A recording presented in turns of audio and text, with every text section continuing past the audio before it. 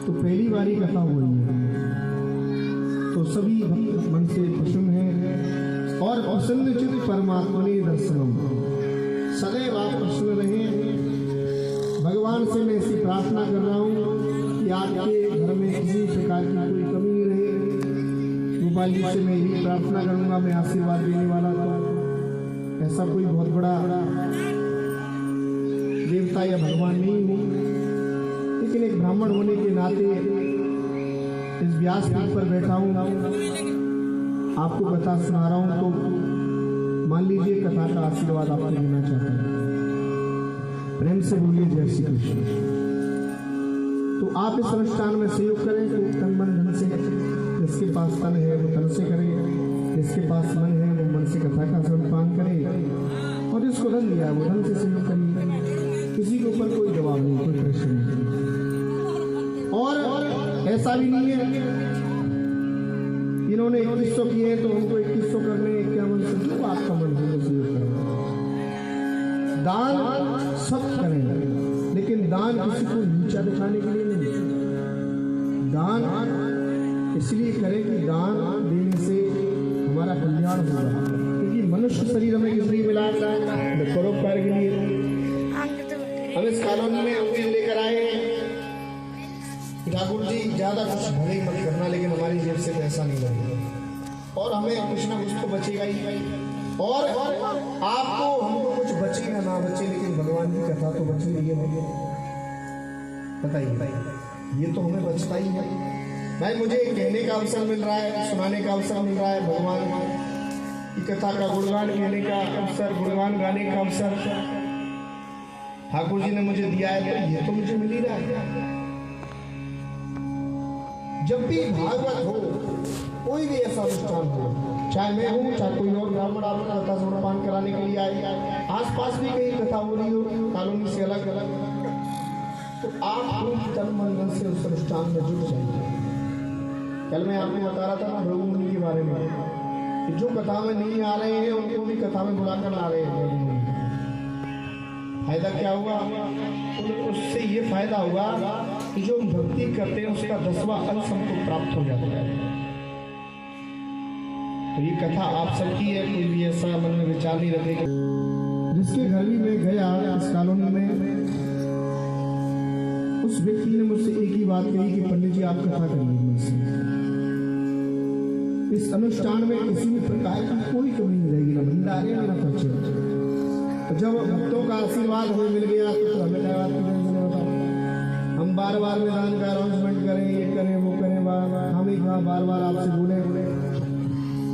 बोलने से क्या होगा? बोली ये जो व्यवहार है, ये जो मर्यादा है, उसमें कमी पड़ जाती है। ज्यादा दान के बारे में नहीं बोलना चाहिए कभी। क्यों? क्योंकि ज्यादा दान के बारे में यदि आप बोलोगे तो हो सकता है किसी को बुरा भी लग सकता है। भाई हम बोल रहे हैं दान के लिए, दान कल्याण करता है। दान एक जो है वो परोपकार का पार्ट है, परोपकार का भाग है। मंदिरों में दान करिए, कथा में दान करिए। कहने का मतलब क्या है? तो पात्र दीये दानम, तो पात्र को दान कर दीजिए, पात्र को दान दीजिए। ये कथा सुनाने आए पंडित जी आशीर्वाद कीजिए। कोई बेचारा जिसके पास पैसे की कमी है, आपके पास धन की शक्ति है, आप धनवान बनाए, ठाकुर जी ने आपको दिया, ये शरीर अपने लिए थोड़ी मिला है, ये शरीर मिला है परोपकार करने के लिए। और जितना आप उससे परोपकार कर सकते हैं जीवन पर्यंत करते रहिए। और जब भी कथा सम्मान करने के लिए मिले सदैव करिए, सारे कामों को छोड़कर कथा का सम्मान करिए। कि मैं पहली बार कथा सुन रहा हूँ, इस बात से बोले मैं पहली बार कथा सुन रहा हूँ, कुछ ना कुछ आपको सुनने के लिए मिलेगा। और हर प्रवक्ता अलग अलग अपने अपने भावों से कथा को सुनाते हैं। कथा तो वही है, लेकिन सब अपने अपने अलग अलग भाव प्रकट करते हैं। कोई पंडित जी आए, उन्होंने अलग भाव प्रकट कर दिया, कोई पंडित जी आए, उन्होंने अलग अपना भाव प्रकट कर दिया।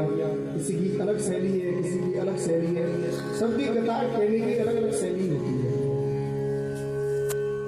प्रेम से बोलिए जय श्री कृष्ण। आइए कथा में प्रवेश करें। कृष्णाय वासुदेवाय हरे परमात्मने प्रणतक्लेशनाशाय गोविंदाय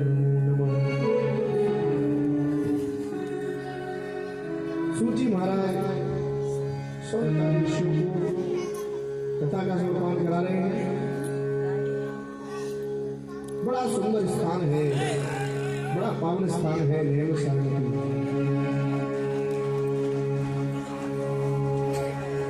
सूर्य जी व्यास पर बैठे हैं और सोनकाली ऋषि प्रश्न कर रहे हैं। सबकी तरफ से कौन प्रश्न कर रहा है? वो सोनक जी प्रश्न कर रहे हैं। जैसे यहाँ आपके बीच में परीक्षितानी जी बैठी है, उनके मन में कोई भाव उत्पन्न हुआ, थोड़ी जी बात समझ में नहीं आई थी और विस्तार से समझा दीजिए, थोड़ा विस्तार से समझा दीजिए। कोई प्रश्न मन में उठ रहा है, पंडित जी ये बात समझ में नहीं आ रही है, ये बात समझा दीजिए। तो ऐसे ही 88 ऋषि है, लेकिन उन्हें सबकी तरफ से कौन प्रश्न कर रहा है? बोले सोनक जी। जहां भी वर्णन आएगा नैमिषारण्य तीर्थ में कथा सुना रहे सूर्य जी, और प्रश्न कौन कर रहे हैं? बोले सोनक जी।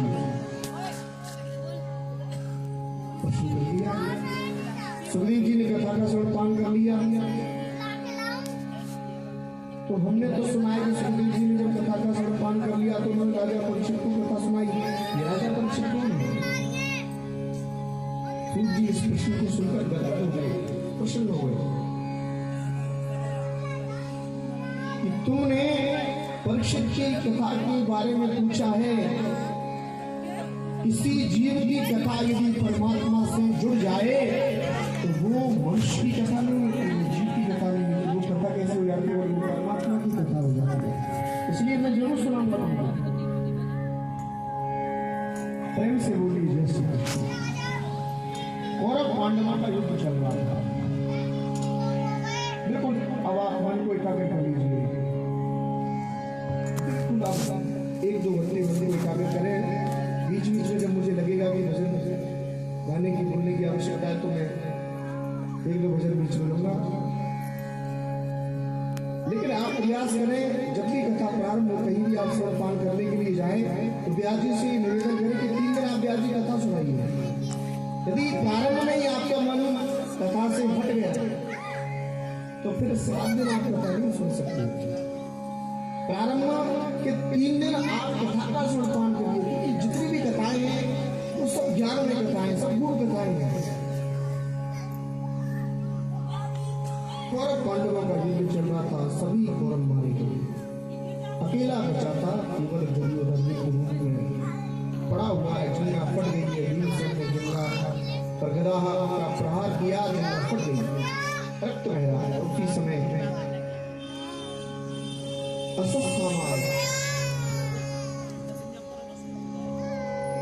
अश्वत्थामा ने पूछा, मित्र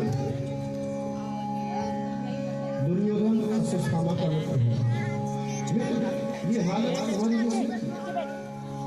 ऐसा कुत्सित कार्य किसने किया? ये दुर्व्यवहार तुम्हारे साथ किसने किया? दुर्योधन चिल्लाकर बोला, वैसे क्यों चिल्ला रहे हो? ऐसा कुत्सित कार्य और कौन कर सकता है? केवल और केवल पांडवों की वजह से, तो भीमसेन की वजह से और मरते समय बस एक ही चीज मांग रहा हूँ, इतनी बड़ी सेना लेकर भी मैं पांडवों का कुछ भी नहीं पाया।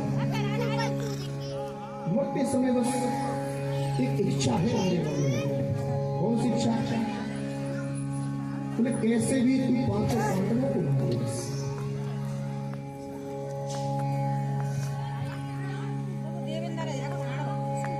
अश्वत्थामा बोला कि तुमने इतनी बड़ी सेना इकट्ठी की, भगवान द्वारकाधीश की सेना तुम्हारे साथ थी,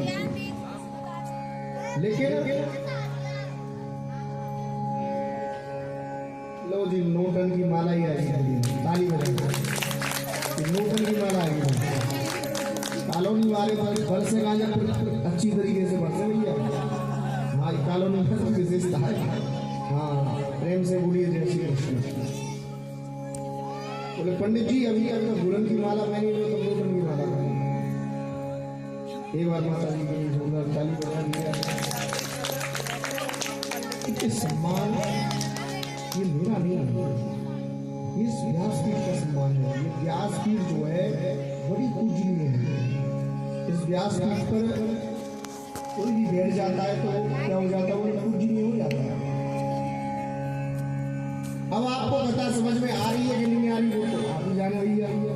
हम तो समझाने का प्रयास कर रहे हैं कि कैसे भी आपके मन में वो कथा बैठ जाए और मन ही मन आप उस कथा को मन ही मन दोहराते रहे, वो चित्त में जाकर ऐसे फंस जाए कि आप जब भी कथा सुने तो कथा में अलग प्रकार का